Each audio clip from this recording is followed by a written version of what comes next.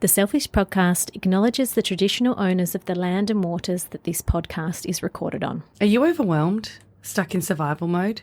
Do you need to focus more on self and be selfish? Hey beautiful people, it's Chloe and Steph, your hosts of the Selfish Podcast. Join us on our introspective journey as we explore alternative healing treatments. We're on a mission to soothe our mind, body and soul. What really works? How can we get it together? And what do we need to thrive? Through deep conversations and personal experiences, we tackle everything from face mapping to breathwork and more. It's time to prioritise yourself and your well-being. Subscribe now and get ready to put yourself first with the Selfish Podcast. Hey, beautiful people. Welcome back to the next episode of the Selfish Podcast with Chloe and Steph. Hey, Chloe. How are you? I am good, thank you. And I've been thinking a lot about our last two episodes. So episode 9 and episode 10, we talked about human design. You gave us an excellent overview of everything that was happening. And for those who are tuning into this episode, if you didn't listen to human design, highly recommend you go back to episode 9 and 10. We've also got timestamps for when we talked about the different parts of the profile because those episodes were a little bit longer than our usual ones. Sorry, everyone. But I did my chart and I'm a manifesting generator with the 1-3. But then I also did Hugh's chart.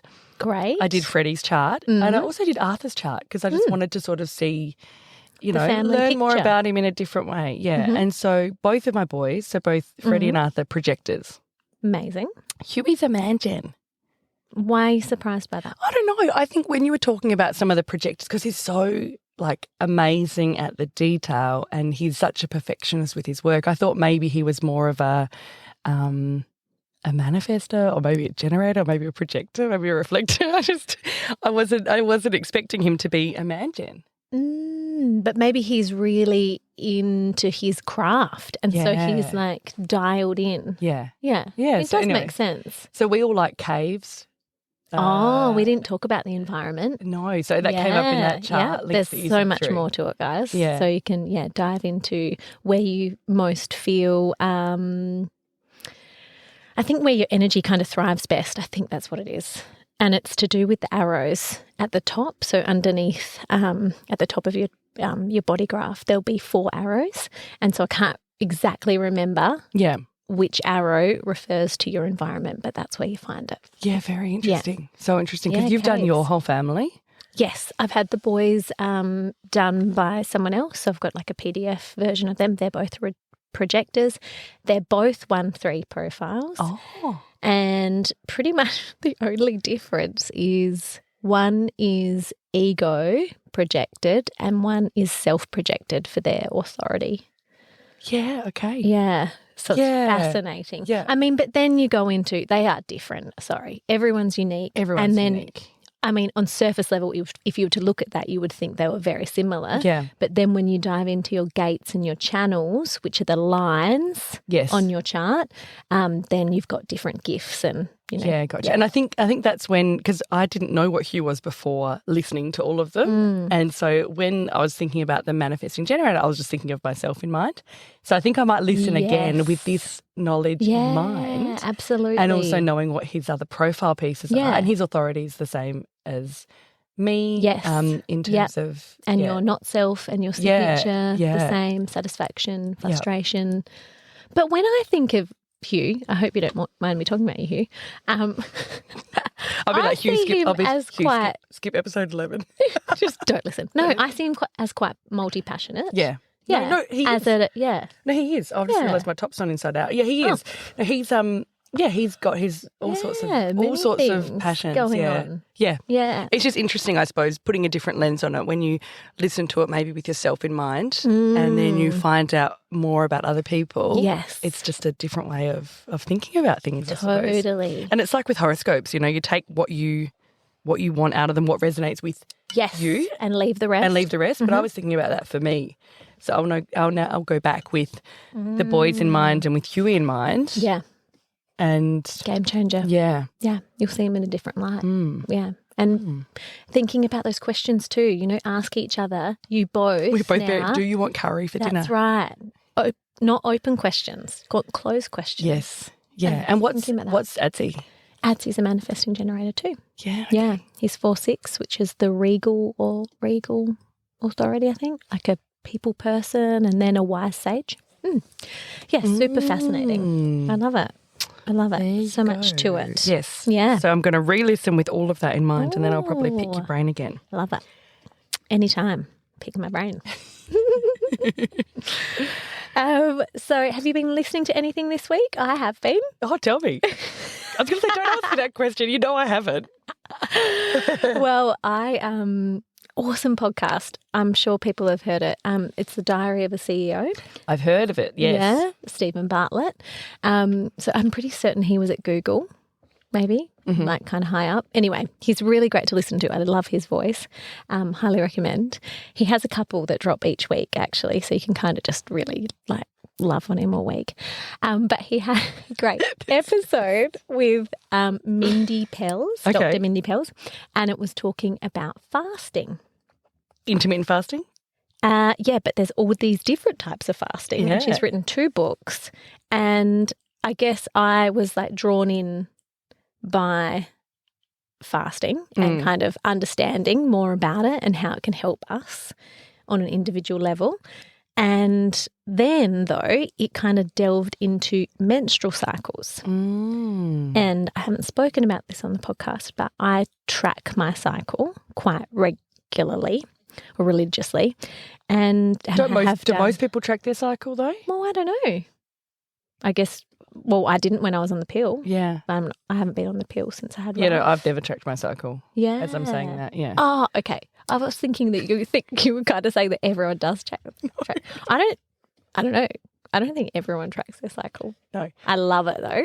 Yeah, so how do you want to go into that now? Or the fasting? Yeah. You're just like getting me back to the fasting. Yeah. No, so it was really interesting because she started talking about the menstrual cycle and fasting. Excuse me, had a frog in my throat. And how you can do fasting and work it with your menstrual cycle. And I just thought, oh, this is so fascinating. I love this stuff. Yep.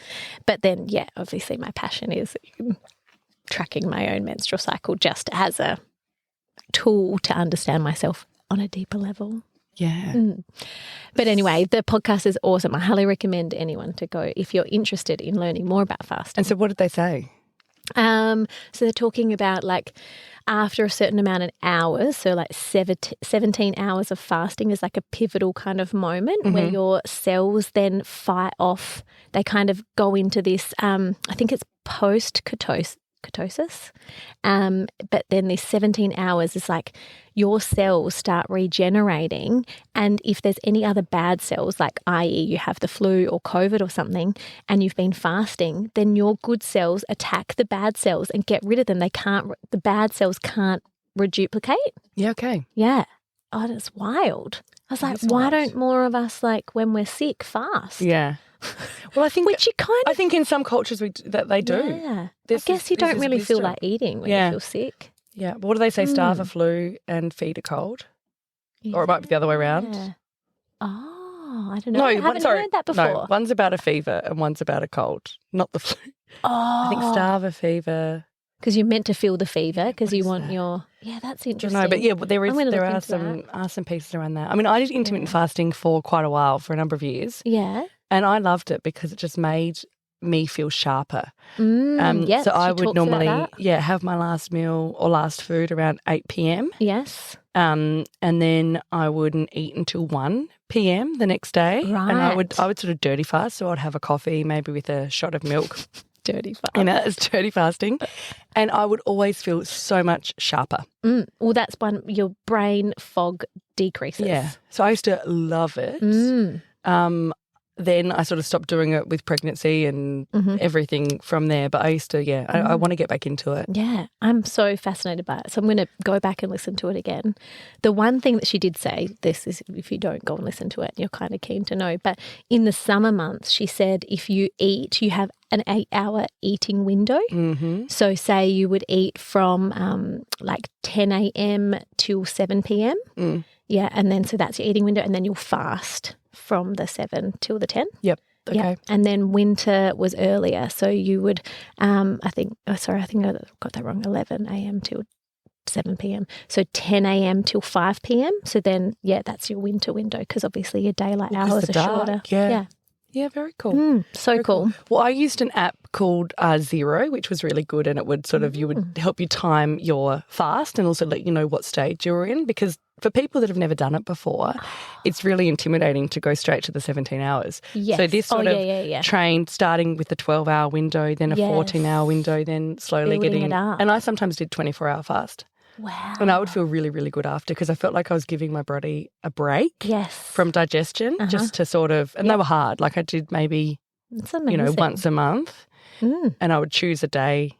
Usually I would choose a busy work day, so I had no time to eat. Yep. And I just wasn't thinking about it. No. But yeah, I found it really beneficial. I love it. And also from a weight maintenance perspective, I mean, back then I was probably 20 kilos lighter than I am now, which I think is where my body was happy to sit. But it would also just, it didn't really, not that I would eat rubbish in my eating window, but I could be a little bit more forgiving, because then you would be fasting. Then I'd be fasting.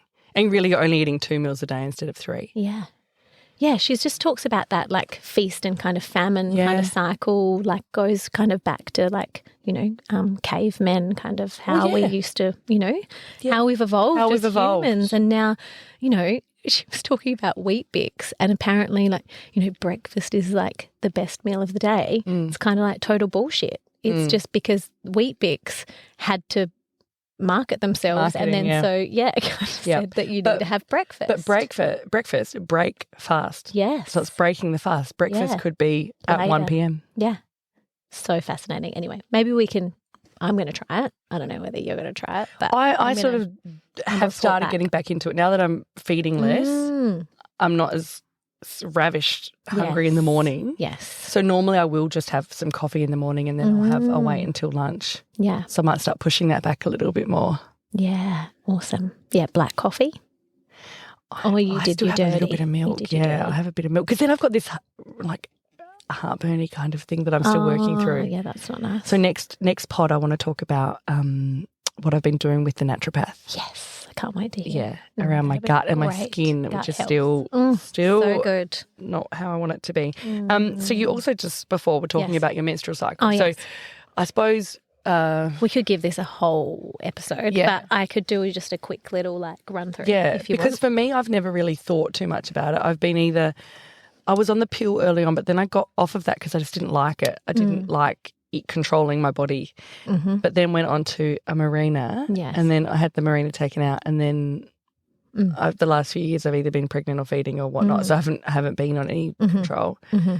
But I also haven't got my period. I still haven't got my period back from the last pregnancy, so it's going on 12 months. So for me, it was always like something that you just don't talk about, or something that you just get rid of. Yeah, you just like push it under the rug. When you first started talking to me about this, I was like, oh, do I want to talk about this? Oh, really? Yeah. It made you feel a little bit uncomfortable. It made me feel a little bit uncomfortable. Yeah. Yeah. So I'm interested. And that's, I think, because we don't really, well, maybe we are talking about it a little bit more, but it's always something that is almost like an inconvenience. Oh, see, I love getting my period now. Yeah, so talk to me about it. Tell me. Everyone's going to be like, sorry for the males, but I think, do you know what? I'm actually quite passionate about talking about this with men because I talk about it with my boys because I want them to be brought up with understanding the menstrual cycle and how we're different. So a male's hormone cycle is 24 hours. So they have the same hormones as us, obviously different levels and whatnot, but in a 24-hour cycle. Yes. Ours is a full month. So, 28 to 35 days, give or take, whatever. So that's our cycle. So how different is that? They do go through it in 24 hours. We take 28 days to go through this cycle. Fascinating. It is fascinating. Yeah.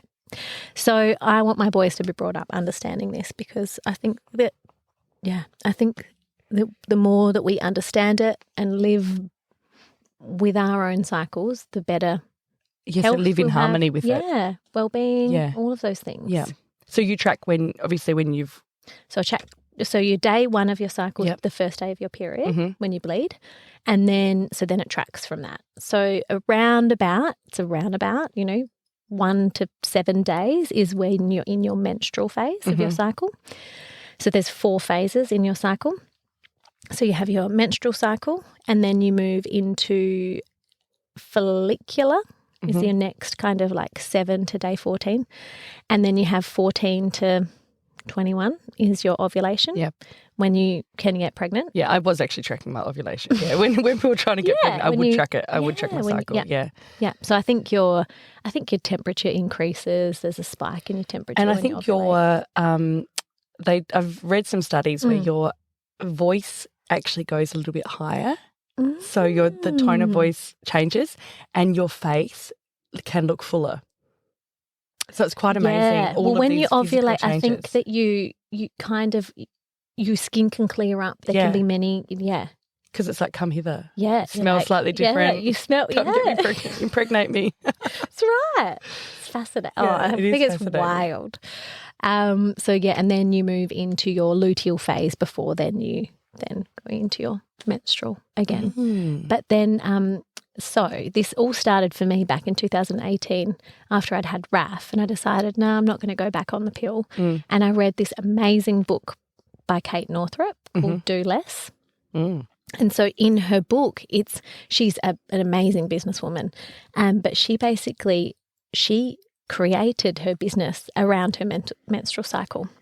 So you have in these different phases, you have different strengths. Yes. Yeah, in each of the cycle, like in the, what would you call them? Elements. Yeah. Of the cycle. Parts. Phases. Like the moon phases. Like the moon. So then this is the other thing that's so cool. Yeah. Yes, they coincide with the moon phases. They coincide with seasons. So I like to think of it, winter is when we're bleeding. Yes. Menstrual. Then you move into what comes after winter? Spring. Spring. That's the follicular. You're starting to, your energy is on the up and you're kind of getting a bit out there. Summer. Oh, yeah. Ovulation. Hot girl summer. Hot girl summer. You're out there. You're kind of expressive. You really like want to be seen. Yes. And then you move into the luteal, which is autumn. So you're starting to slow down. Yes. And then back into your menstrual. Yeah, wow. So I would love to Spain brought in menstrual leave. Did you hear that? Yeah, I did. Yeah. I did. I would love to do that with my company. When I was in Singapore, a lot of people, like there was this real, like a lot of my team would have sick leave when they were bleeding. Yes. And it was just a very sort of common thing over there, an accepted thing over there. And I thought that was quite interesting. So they might not have a specific leave, but it definitely was recognised that, okay. Yeah. So the ultimate days to take leave, just anyone who wants to know, is like the 1 to 3 days before you bleed. Really, like they're the times when your hormones are a bit ranging, and you're like, that's when I want to stab my husband. Yeah, okay. And not talk to him. Yep. We all have those times. So anyway, very interesting. So what would your advice be in terms of in terms of decision making or? Yes. Okay. So if we're talking about, I've got to go to my notes for this. So menstrual is like very yin energy. So it's very like grounding, kind of going inward, but it's about inner processing and reflection. Okay. So it's a perfect time for that. Letting go. Physical restoration is really important. You know, nourishing yourself, nourishing your body during that time. It's quite, you can access the subconscious realms easier during your menstrual phase as well. So like ideas, information, deep connection with your subconscious can kind of come through. Yep. So then moving into the follicular, or if you're thinking about it in a season like springtime, we're moving from yin to yang energy. So there's that kind of bit more happening. So this is from like you're actualizing the ideas that were seeded during your menstrual phase. Okay. So anything you can start new projects during this time.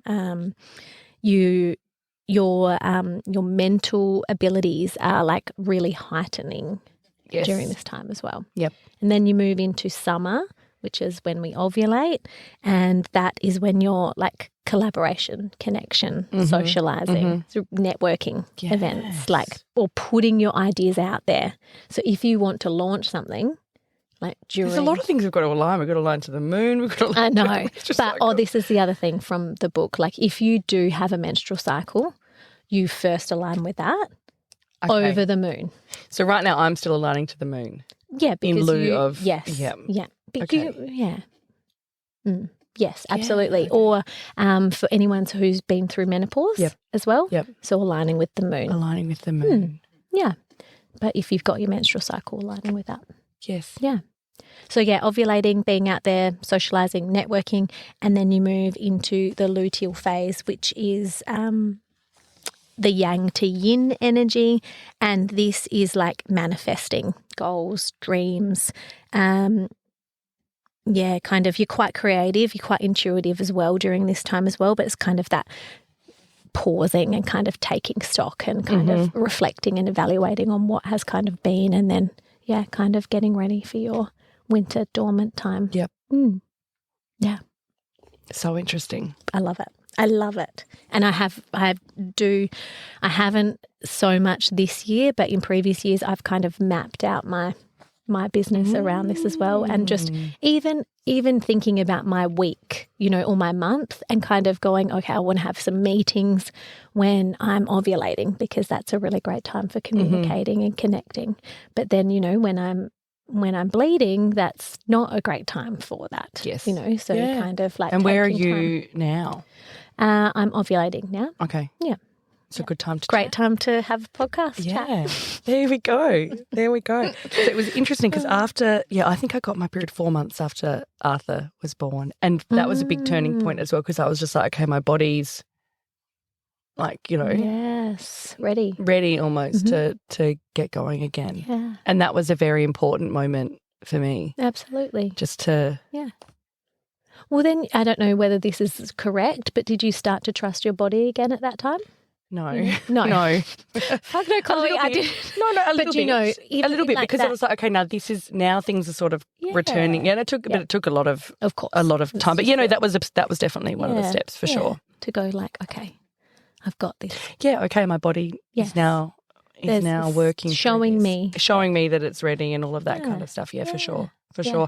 And as you were talking, I was like, okay, I did actually track quite a lot of that stuff previously without even really consciously thinking about it. Yeah. But fascinating. So cool. It's really cool stuff. Very cool. I think that if we all knew more about it, it should be in schools. We should be teaching women about this. Like I pretty much did not know that there's like a 7 to 10 day maximum window of getting pregnant in your cycle. Mm-hmm. And we're told that we need to take a pill or something for a whole, like, continuously. Like, fuck, just I'm just smart about it. Yeah. So intuitively I decided the pill wasn't for me a long time ago. Yeah, me too. Just didn't work for me. I like the marina. It's localised. Yes, and that's what I liked about it. Sense. That's what I liked about it too, that it was just sort of in the region. In the region.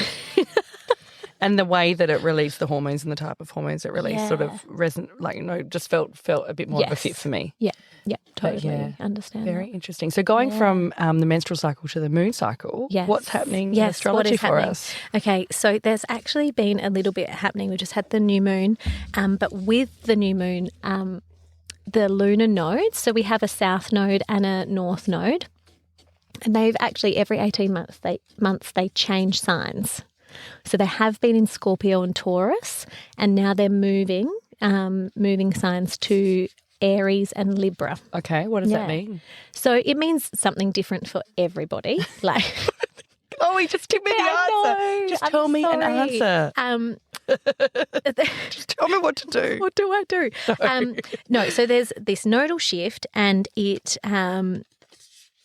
can be intense, but these transits, it's basically on a collective level, what we're going to see is a decline in people-pleasing and superficial tendencies. Good. So that's going down. This is good But then also on a personal level, you can look at your own natal chart and see what house the nodes are going in and how that will impact. Can we share that on would there be something easily shareable on Instagram that we can pop up there? Oh, I could probably put like where you could get your natal chart, and then I think then it dives into it. I've got a really great app called Time Passages that I use, and it's awesome. And it gets your natal chart up, and then you can click on it and see where all the planets are. And amazing. Yeah, and it gives you information. Amazing. Maybe we can. Yeah, I would love to look at that after it's so we cool. finish recording. Yes, yeah, very cool. Amazing. Okay, and new moon. So the new moon has just been, and that was in Cancer. So if you're listening to this on Wednesday morning when we drop it, you could kind of tap into the energies of the new moon. Still really good for new beginnings. This one is really great for a bit of manifesting even as well. So it's a bit of a different mood because it's with the nodes changing as well. It's kind of been amplified. Yes, okay. So you could have felt or could be feeling, because it's in the sign of Cancer, quite emotional. So just being really kind to yourself, giving yourself compassion, speaking with compassion, love, kindness to others, because everyone would be feeling this. Okay. Now Steph is pulling a card Historically, this morning. This has not gone well. I love it. Okay, and these are new cards, aren't they? Yeah, Chloe? I just found them. Big W, all the way, guys. These ones are the Healing Waters Oracle from Rebecca Campbell, which I've got a couple of hers. I love the Rebecca Campbell pictures. ones. These ones are a little bit different. You might be, Okay. They're a little bit different. All right. Oh, making bongs. And what have we got? Okay. On Cow, which is healer, seer, That's like babies can be born. SX, soul purpose. So my nephew was born on Cow, which means in sack. So his my sister's waters never broke. They're very special babies. Do you want me to read it? Yes, please. So healer, seer, priestess, soul purpose. It's a rare event called on call, or veiled birth. This occurs when the mother goes into labour but her waters fail to break. The baby appears in the world still inside the amniotic sac in which it gestated. According to tradition, children born on cow have second sight and gifts of healing. In Scotland, they were seen as good omens, and fishermen sought out birth caul, the amniotic sac, as an amulet to protect them from drowning. In ancient Egypt, they were believed to be the future priests, priestesses, and priestesses of the community. This is the card of the healer, the seer, the wisdom keeper, and the mystic. Wow. Perhaps you're already on this path, or perhaps it's something new for you. The healer, the shaman, the medicine person knows that it's through facing their own shadow and taking their own deep healing journey that they can return to guide others in their healing.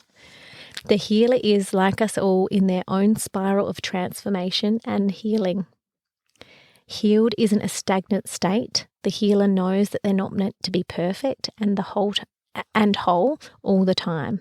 Instead, it's because they've journeyed to the deepest, darkest, uncharted, oceanic caves and returned with an open heart and mind that they're able to hold space for another. Beautiful. The soul inquiry is, how can you answer the call of your soul in the fullest expression today? It's a big card. It's a really big card. Healing. I love that. Beautiful. It's a really beautiful picture too, actually. It is. We'll pop that up. Gorgeous. Do you have any thoughts on that, Steph? I think it just aligns with, what we're looking to do here. Really nicely. Beautiful. And I like that it's not a stagnant state. You know, the healer knows they're not meant to be perfect and whole all the time. Yes, I love that. Yeah. And it's listen to this as well. They've journeyed into the deepest, darkest, uncharted oceanic caves. I'm a cave. You're a cave gal. I'm a cave cow. I'm a cave gal too. You're a cave cow too. Yeah, we're in the cave. Very, very cool. That is love very it. Cool. Very, very awesome. Cool. All right. Shall we dive into our lovely modality? Yes. For today?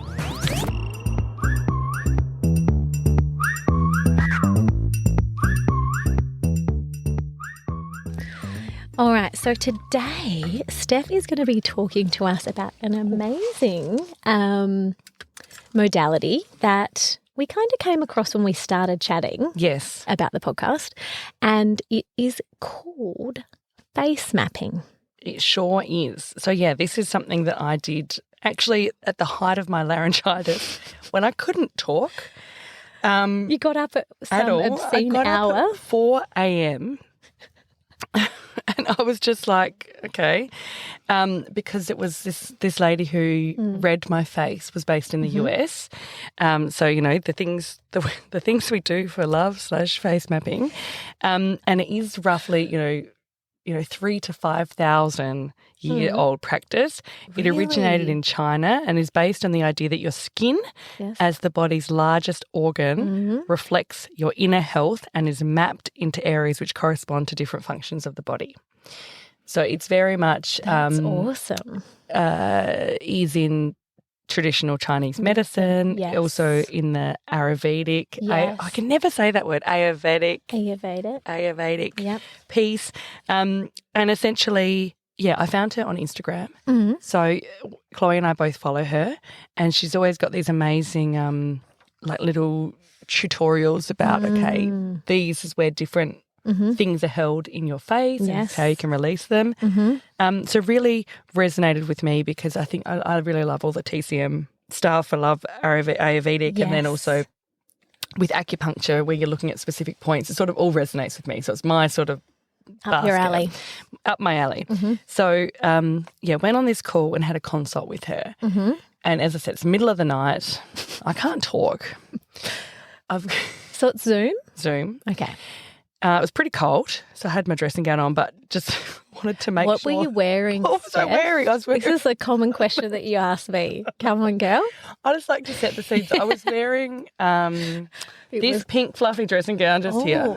Pink fluffy. Pink fluffy. Very, very nice. It's very soft. Very soft. Yes. I think I had my Ugg boots on. Yep. And then I had set up my computer in such a way, my laptop, that I was looking, like my camera was directly where my face is. So, you know, Isn't if you take how you always have it? No, so like if you're sitting in a chair and your laptop is on a desk, the camera would be looking up. True. So I had it so my eyes were in line with the webcam. Is that how were you told that you needed it to be like that? No, that's just how I do all of my calls. Better angle, but also if she's checking my face, I want her to be able to see. Oh yeah, you want to get in there. You know, my face at the right angle, not the not a upshot. different. Yeah. Right. So anyway, it took me about 10 minutes to get the correct angle. Got one of the ring lights out as well, just so have good lighting. Great. And that's what she said. You know, you can't be in a dark den cave in the middle of winter at your kitchen table at 4 a.m. in the morning. Kind of want to be, though, at that time of the day. Exactly, you do.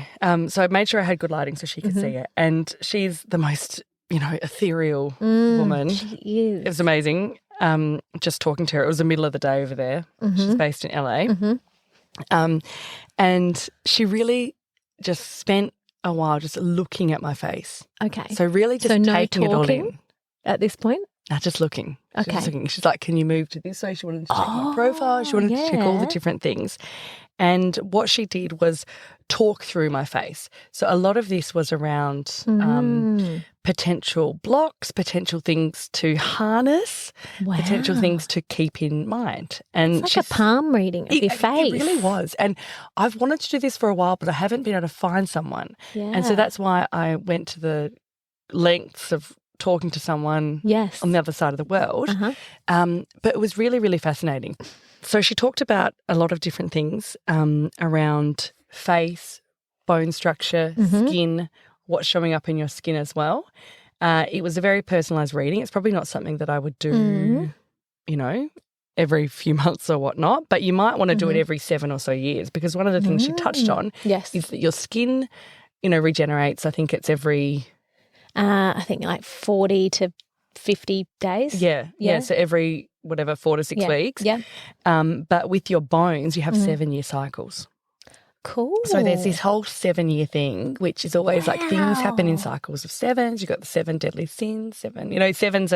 Seven's quite a potent number in these areas. But yeah, she was talking about the 7-year cycle of your bones. But then also you've got your uterine lining, which is regenerating and restoring every 28 days-ish, Yes, as per the previous conversation. So very, very interesting, because she was saying, we can actually put intention into these cells and that energy as they're regenerating. So have you ever thought, like, when it's interesting we had the menstrual chat, because it's actually something to come up. We didn't even make this so connection. If your cells are regenerating and restoring, I suppose, every 28, what energy are you putting in there, and what intention are you putting in there?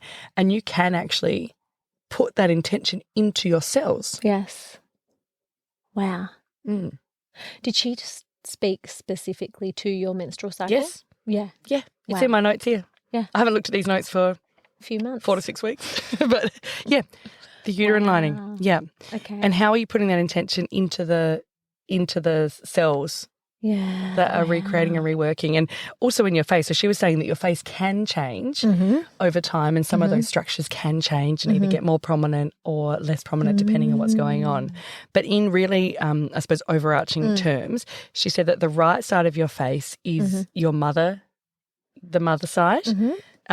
And that's around career, that's around mothering, that's around who we show to the world. Okay. Whereas your left side is the father's face. So that's who we are when no one's looking and who we really are. So, even just reflecting back to the, human design, how part of it is who you are in the, Well, what's interesting, isn't it? It's like always like yin and yang. Kind of and the stuff masculine, too. feminine. Yeah. And then in terms of your body, your left side is your mother body, and then your right side is the male side. Yeah, so it flips. So it was really interesting. She talked a lot around, cheeks and jawbones. What do they mean? And so the prominence. So we didn't go into, she really just gave me a reading for me. So she didn't say, this is what this means. She said, your cheeks are, quite high, and that means you've got these kinds of qualities and these kinds of things. So you definitely could. So it was very, very interesting. The length of your face we looked at. So I've got a tree face. I've got quite a long face, which is around the nurturer. The tree's the home to squirrels and other animals. So it's like that motherly piece. Shelter. In terms of forehead, I've got quite a wide forehead. So that's around, knowledge and wisdom and curiosity. And forehead could also be around, because I've got quite a flat forehead. So some people have got a more domed forehead. So she talked, so it was fascinating, because she went to all of these different areas and talked at them in length. And she basically said, I'm a vision holder. Yes. So perspective and big vision. Yes. I'm better at sending reinforcements out there, not doing it myself. I was like, okay. You're not the doer. That resonates. Yeah. I work better on my own. You're the leader. Yeah, I work better on my own, she said, but also can work well with other people. Yes. But and that's true to me. Also the heat. So that my rash had just shown up. Yes. At that time, and she said, because of this skin cycle is 4 to 6 weeks, that could potentially move on after that. But she said it's to do with your intestines. So too much heat. It can also be about letting things go, and it can also be about overwhelm, which totally resonates when this showed up for me. Yeah. In terms of the intestine piece, I am talking next episode about the naturopath, and we've been doing some gut profiling. So very, very interesting. We talked about the lips. She said I've got quite a full lower lip shape, don't you? Which is appetite for pleasure. Oh, hello. Luscious and beauty. Yeah. My thinner upper lip could be sexual shame. Oh. Not something we've delved into yet. Yeah. Anyway, and then I said, well, we'll talk about that in a sec. Then we talked about eyebrows. We talked about like so many different things. The upper eyelid, which can is related to the gallbladder and can hold some unreleased anger. One thing she did say to me is she said, before you say yes, you should give yourself 24 hours. And we talked about this a few episodes ago for you. She said, give yourself 24 hours, because you can get caught up in other people's energy. And you can get, and I can. Well, we all do. We all do. When we're with someone who's got good energy, we all lift. Kind of go for rise. Yeah, that's right. It's like the opposite. If someone's got, bad energy or dull energy, we all drain. So she said, give yourself that spaciousness. because when you're out of their energy, just in your energy, different. then you'll know. Yeah. And you need to stay in your energy field because all the signals can get confused wearing other people's energy fields. Well, people's projections. Yeah. So I thought that was really interesting. Really interesting. She said with the high cheekbones, I've never thought I've had high cheekbones, but she said they are. She said it's interesting because if you look at you look at portraits of, she used Jesus as an example, over 500 years, doesn't matter how he's shown, he's always got high cheekbones. And high cheekbones are a symbol of high viewpoint and leadership and power. So if you look at it, and it's interesting, you look at portraits of leaders over the years and they often have, and especially, Jesus is one where it's been across all different, places and whatnot. Anyway, interesting. She then talked about my nose. She talked about my eyes, all sorts of stuff. So they all have individualised meaning. Yes. Corresponds to your purpose. Yes. And how. Correspond and how, qualities. Yeah, qualities and how you operate as a person. So there's the face piece, but then there's also, the individual things. So if my jaw is not that sharp, it could be holding on to certain things. So then how do you release that? So we didn't go too much into that space, but it was more around what the different parts of my facial features mean right now. Yeah. Yep. But I think we should link to her on Instagram because on her Instagram she's got different techniques for releasing different parts of the body. And I think we should get her on the pod. I would love to have her on. Oh my gosh, I would love to. Because this was just to me the start of exploring that. And as you said, we've got palm reading. This face mapping is not a new thing. No. So it was just helping me sort of maybe to understand myself in a different way. Yes. But then part of it was, what is being held in different parts of my face? Do you and feel then how like can it I release clarified that? things for you, or it made you feel more seen and understood? It made me feel more seen and understood. Yeah. Yeah. That's just... And it drew some things to the surface that maybe I wasn't willing to recognise. Or weren't aware of? Yeah. And just sitting with it and going, okay, the hips don't lie. Yeah. The face don't lie either. And then she talked about the hairline and uneven. I've got a bit of an uneven hairline, but all of these things signify something. Signify different things. And it's also interesting that we can change them. Yes. Well, I did some face yoga a while ago. Yes. And I did. My mum's been doing face yoga too, but the results have been amazing. Yeah. So it's kind of like you can change, lots of your jaw or like lift How are you things feeling up about it? Like, well, I kind of haven't done it for a couple of weeks, but I really did enjoy it and I did notice differences for sure, 100%. Just, I guess it stimulates collagen probably, doesn't it, or production, and that a lot of the lymph draining. So like working on draining the fluid out, if there's excess and. But it's like if you do push-ups or if you do anything, your muscles will get tighter and it just tightens things up. Why aren't we all doing face yoga? I don't know, but I need to get back into that. We're going to get into that. Yeah, we do need to get back into it. We'll do it before and after. But yeah, I would. Yeah, wow, that's really cool. It was really cool. Like I wouldn't put this in my top 10 things we all must do. If we, and I know that we'll do that. But it was interesting to get to know myself and maybe some of my qualities that, as I said a few weeks ago, maybe it was last week, I feel like I'm in this stage of building and it was nice to sort of go, okay, these are some of the natural qualities that you have that you need to work out how to harness. And that's a lot of what we talked about. It was only a short consultation. It wasn't cheap. Yeah, so how much were we thinking? Hugh, maybe just skip forward 15 seconds, please. Like it was USD. It was like 160 USD. Okay, so double that. Yeah. Around about. In this economy, it was a lot. 320 to 350-ish for But how I'm long? sure you could... half an hour? 20 minutes? 20 minutes, okay. I feel like you've got a lot from it though. I actually have. I really have. And I have, but as I said, it wouldn't be something that we all must go out and do. I think that you can get resources online. I think following her Instagram would be a really great starting point. But also, after I'd done this, I was just getting a massage at a local, place that specialises in TCM, and they also did face mapping. So I think it's maybe something that it's hard to Google and find someone, but if you actually talk to your networks or next time you're going to get reflexology, you ask them, do you also do face mapping? It might not be on the board of specials, but because it's so ingrained with some of these different practices. And as you say, traditional Chinese. Yep. Is that where it sorry, did you say that before? It does stem from? Yes, okay. And the Ayurvedic as well. And Ayurvedic. Yeah, okay. And there's actually, I watched a show on Netflix a few years ago. It was Indian matchmaking. And they actually had the matchmaker used face mapping in order to help with matches. Wow. Yeah. Crazy. It's cool stuff. It's really cool stuff. I kind of want to go and try it now. Yeah.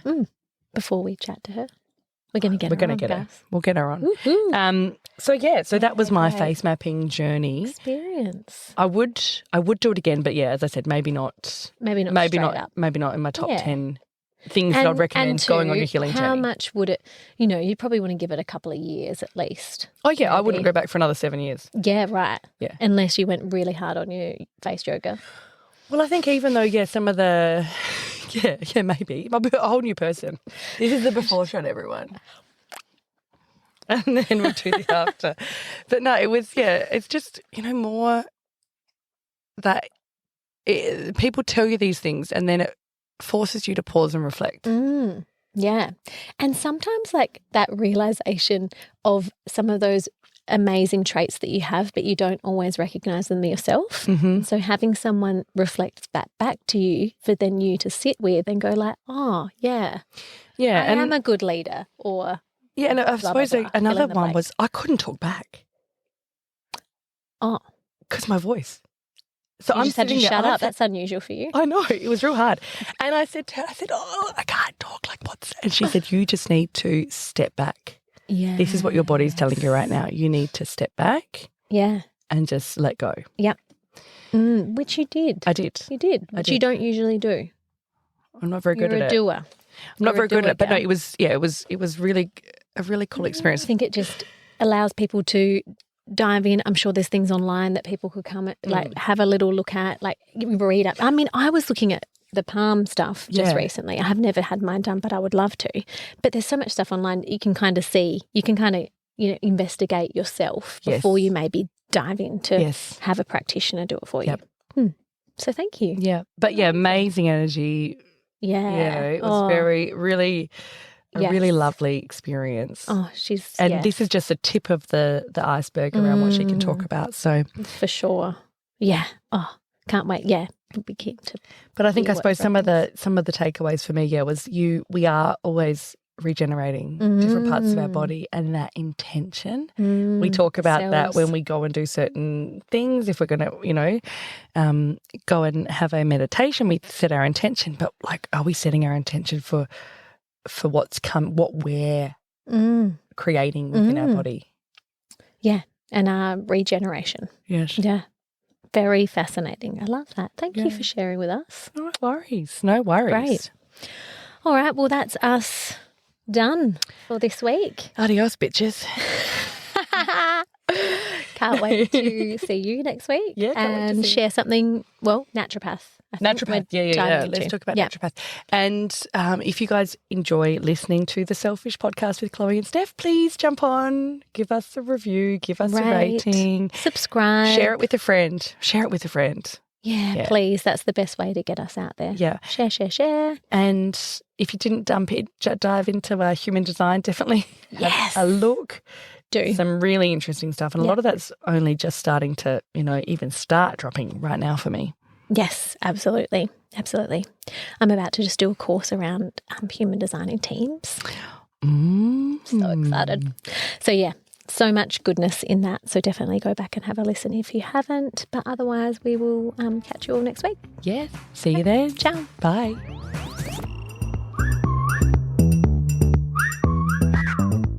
Thank you all so much for listening. We really do appreciate your support. Please subscribe wherever you get your podcasts. Give us a rating and a review. And if you like this show, please share it with a friend and tell them to have a listen. Just send them the link to that Spotify or Apple or wherever you get your podcast. You can also connect with us on Instagram at the.selfishpodcast. You can always slide into our DMs as well and let us know if you have got a different type of treatment that you would like us to explore, or if you've got any specific questions. Anyway, thank you again, and we'll see you next week. Bye.